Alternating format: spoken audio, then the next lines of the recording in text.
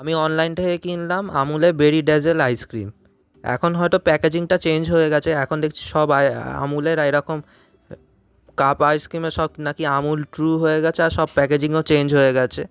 তাই জন্য এর প্যাকেজিংটাও একটুখানি চেঞ্জ হয়ে যাবে, এরকম প্যাকেজিং আর হয়তো পাবেন না। এটা আমি দেখাচ্ছি কেমন খেতে। বেরি ড্যাজেল আইসক্রিম মানে এটা অনেক বেরিজ, মনে হয় একসাথে অনেক বেরিজ দেওয়া আছে। এরকম পুরো পার্পেল কালারের দেখতে কৌটোটা, আর কাপটা, আর ভেতর থেকে পুরো পিঙ্ক। আর অনেক দেখতে পাচ্ছেন ছোট ছোট মনে হচ্ছে বেরিগুলো একদম ক্রাশ করে দেয়া আছে। একটুখানি খেয়ে দেখি কেমন। বেশ র্যাসবেরি স্ট্রবেরি এরকম গন্ধ আসছিল।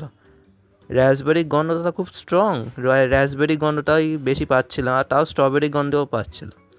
আর দেখুন এখানে একটু একটু বেরিজও দেওয়া আছে ক্রাশ করে।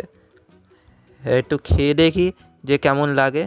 একটু চামচে করে নিলাম, তারপর খেয়ে দেখলাম র্যাসবেরি, স্ট্রবেরি, ব্ল্যাক কারেন্ট মানে কালো জামুন, এইসবেরই টেস্ট আসছিল।